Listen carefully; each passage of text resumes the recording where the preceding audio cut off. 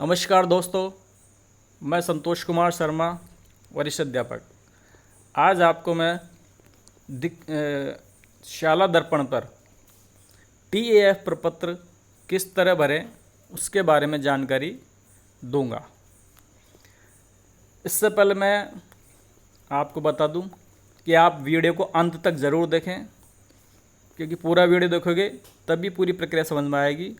और अगर वीडियो पसंद आए तो उसे सब्सक्राइब और लाइक करना न भूलें। अब हम शुरू करते हैं। शाला दर्पण पर हम TAF प्रपत्र को किस तरह भरें। तो इसके लिए हमें सबसे पहले स्टाफ कॉर्नर पर लॉगिन करना पड़ेगा। तो सबसे पहले हम गूगल क्रोम या गूगल पे शाला दर्पण डालेंगे, उसको सर्च करेंगे। शाला दर्पण सर्च करने के बाद में इस तरह से हमारी स्क्रीन आएगी। तो इसमें हमें इस तरह से इस स्क्रीन को नीचे करेंगे तो देखो इसमें नीचे आ रहा है स्टाफ विंडो। स्टाफ विंडो पे क्लिक करना है। स्टाफ विंडो पे क्लिक करते ही ये इस तरह से खुल जाएगा। और इस तरह से खुलने के बाद में ये देखो ऊपर आ रहा है स्टाफ लॉगिन, इस पे क्लिक करना है। स्टाफ लॉगिन पे क्लिक करते ही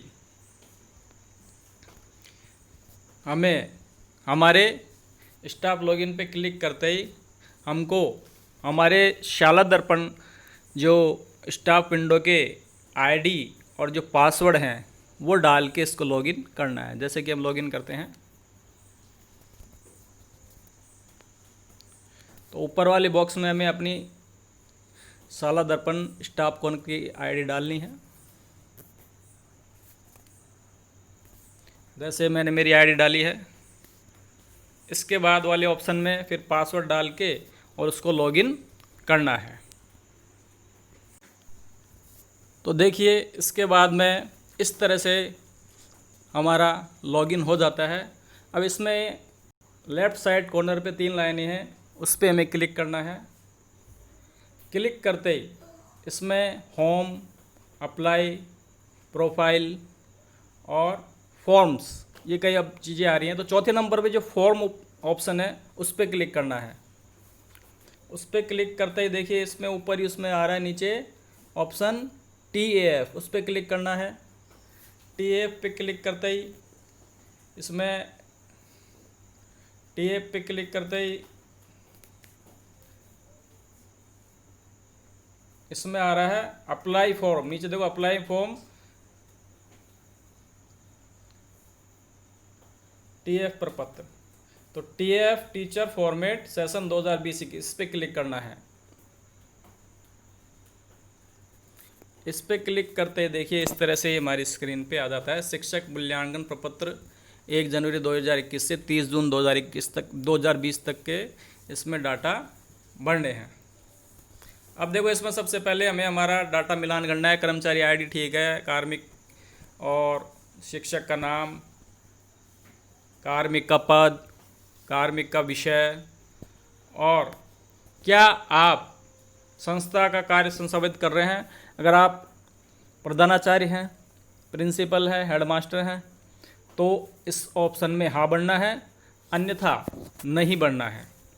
और इसके बाद में सत्यापित लिखा आ रहा है, उस पर सत्यापित कर देना है, क्लिक करना है। तो इस तरह से देखो सत्यापित कर दिया है, प्रोसेस चल रहा है ये। तो इस तरह से हमारे इसमें ये इस तरह से खुल जाता है। इसके भाग 1, 2, 3 व 4 होते हैं। तो सबसे पहला भाग है वर्तमान वर्ष में पढ़ाई जाने वाली कक्षाएं। तो इसकी जो आपकी पिछले सत्र की जो मैपिंग थी उसके आधार पे आपके सब्जेक्ट इसमें शो होंगे। तो देखो इसमें मेरे सब्जेक्ट शो हो रहे हैं जो पिछले सत्र में पढ़ाता था। आपके भी इस तरह शो होंगे, उसमें हमें कुछ नहीं करना है। तो पिछले सत्र की मैपिंग के हिसाब से आएगा। इसके बाद में विगत 6 माह में विद्यालय में शिक्षक की औसत उपस्थिति। तो आपकी औसत उपस्थिति कितनी रही वो आपको इसमें बढ़ना है। 60 से कम, 60 से 80 या 80 से अधिक, जो भी हो उस पर इस पर क्लिक करना है।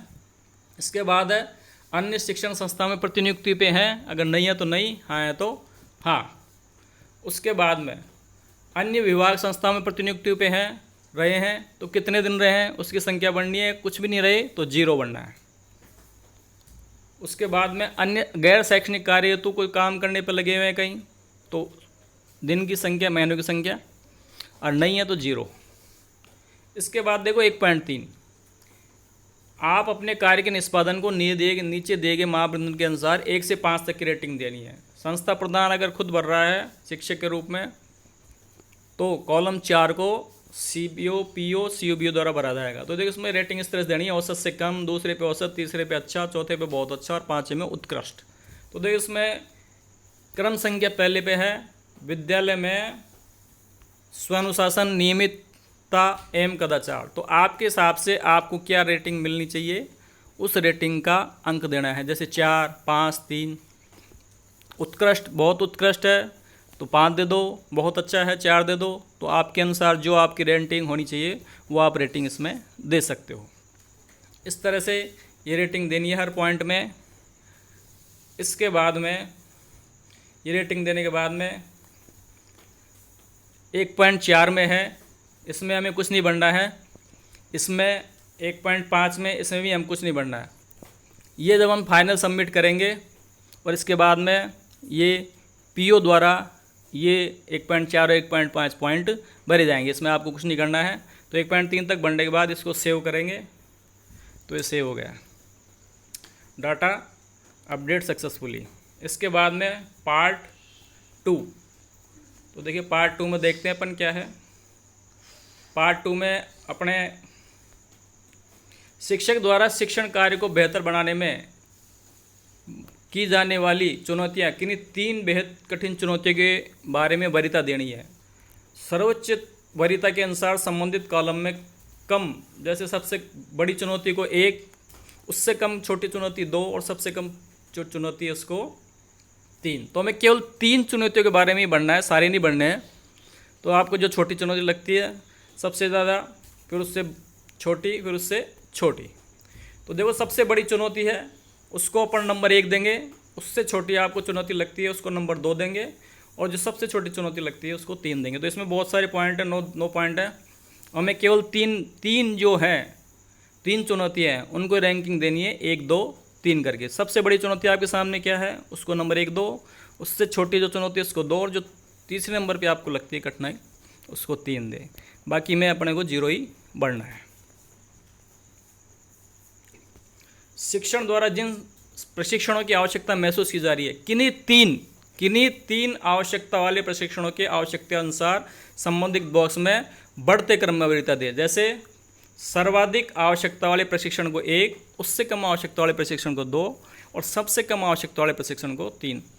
तो हमें केवल 3 प्रशिक्षणों के बारे में बढ़ना है, जिसमें सबसे नंबर 1 अपने को नंबर देना है जो सबसे ज़्यादा आवश्यकता में जिस प्रशिक्षण की है। जैसे इसमें अपन ने दे रखा है, जैसे नंबर 1 प्रशिक्षण मैंने भर रखा कक्षा प्रबंधन, और 2 प्रशिक्षण कौशल। इस तरह से आपको भी 3 प्रशिक्षणों के वरीयता क्रम देने हैं। इसमें 7 प्रशिक्षण हैं, केवल हमें 3 की जो अपने को ज़रूरत है उन तीनों को क्रम इस तरह से निर्धारित करना है। इसके बाद है शिक्षकों द्वारा स्वयं के कार्य के बारे में किया गया योगदान, प्राप्त पुरस्कार संबंधी कॉलम में चयन करें। तो आपको जो भी आपने एक पुरस्कार प्राप्त किया है या जो भी काम किया है, प्रबंधन जो भी है, उसको इसमें टिक करना है और इसको सेव कर देना है। तो इस तरह से सेव हो गया, डाटा सेव सक्सेसफुली। इसके बाद में अपना प्रपत्र लास्ट आता है, और इसमें हमको क्या करना है, देखिए इसमें 2.1 जनवरी 2020 से 30/2/2020 तक जिन प्रशिक्षण कार्यशालाओं में जिस भूमिका में आपने भाग लिया, तो प्रधानाध्यापक के रूप में, प्रशिक्षक के रूप में, सामग्री निर्माणकर्ता, और जो भी दे रखे हैं इनमें से जिसके रूप में आपने कोई भी प्रशिक्षण लिया है, दिया है, जिस तरह से आपने भाग लिया उसकी जानकारी बढ़नी है। तो देखो अगर आपने कोई भी प्रशिक्षण नहीं लिया तो आप लिखेंगे कोई ट्रेनिंग नहीं। आप इसमें क्लिक कर सकते हैं, लास्ट में ऑप्शन आता है कोई ट्रेनिंग नहीं। और आपने अगर ट्रेनिंग ली है तो फिर आप ट्रेनिंगों के नाम भर सकते हैं, जैसे नवनियुक्त शिक्षक प्रशिक्षण, CCE, SMC, कंप्यूटर, और इतने सारे जो भी दे रखे हैं इनमें जो भी ट्रेनिंग लिया आप उनमें भर सकते हो। उसके बाद प्रशिक्षक कार्यशाला शिक्षक के रूप में लिए, प्रशिक्षण की अवधि कितनी है, और जितने भी ये पॉइंट दे रखे हैं सब भर के और इसको सेव कर देना है। तो सेव कर दोगे तो आपके प्रशिक्षण आ जाएगा। जैसे मैंने कोई प्रशिक्षण नहीं लिया तो नंबर 1 पे मेरा आ गया कोई प्रशिक्षण, कोई ट्रेनिंग नहीं ली। इसके बाद में कंप्यूटर प्रशिक्षण प्राप्त किया। आपने किसी भी तरह का कोई भी कंप्यूटर का प्रशिक्षण ले रखा है तो आप भरोगे यस, और नहीं ले रखा तो नो। तीसरा है कृपया पाठ्य पुस्तक प्रशिक्षण द्वारा विभागीय एवं प्रशासन की कार्यशैली के संबंध में आपने कार्य निष्पादन नीचे दिए गए मापदंडों के अनुसार अपने कार्य को 1 से 5 तक की रेटिंग देनी है। मतलब पहले नंबर पे औसत से कम, दूसरे पे औसत, तीसरे पे अच्छा, चौथे बहुत अच्छा और पाँचवें पे उत्कृष्ट। तो आपको जो चीज़ जिस तरह की रेटिंग आप देना चाहते हो, आपको जैसी लगती हो आप उसको दे सकते हो। जैसे पाठ्य पुस्तक की है, प्रशिक्षण कार्यक्रम की है, बहुत अच्छा लगता है, उत्कृष्ट है तो 5, उत्कृष्ट है तो 5, बहुत अच्छा है तो 4। इस तरह सभी जितने भी टॉपिक हैं, जितने भी पॉइंट है, सब में अपने को रेटिंग देनी है और इसके बाद में हमें इसको सबमिट सेव कर देना है। तो दोस्तों ये डाटा सक्सेसफुली सेव हो गया है और इसके बाद में हमें कुछ नहीं करना। एक बार अपना डाटा वापस से अपन चेक कर सकते हैं, उसमें कोई करेक्शन है करेक्शन कर सकते हैं। और लास्ट में जो लाल कलर की पट्टी है TF का फाइनल सबमिट, तो TF का फाइनल सबमिट हम कर सकते हैं। TF का फाइनल सबमिट करते ही ये हमारे PO की जो PO है उनके लिए फॉरवर्ड हो जाती है और संस्था प्रधान या प्रिंसिपल जो हैं वो सबमिट करेंगे तो उनकी ये TF CBO के पास फॉरवर्ड हो जाती है। अगर फिर भी कोई गलती रह जाती है, कोई करेक्शन करना है तो हम शिक्षक है, सेकंड ग्रेड है, लेक्चर है, वो इसको PO के द्वारा अपनी प्रोफाइल जो TF को अनलॉक करवा सकता है और जो संस्था प्रधान है, प्रिंसिपल है, हेडमास्टर है, ये इसको CBO से अनलॉक करवा के इसमें जो भी करेक्शन है वो करवा सकता है। तो दोस्तों ये वीडियो कैसा लगा? उम्मीद है कि आपको TF बनने में अब कोई कठिनाई नहीं होगी और वीडियो अच्छा लगा तो सब्सक्राइब और शेयर करना न भूलें। धन्यवाद।